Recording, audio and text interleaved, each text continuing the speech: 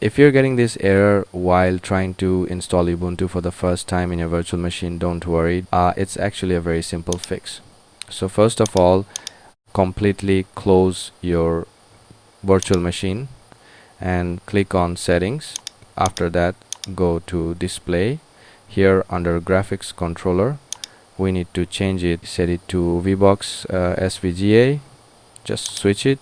It doesn't have to be exactly same as mine, just choose the one that works for your system.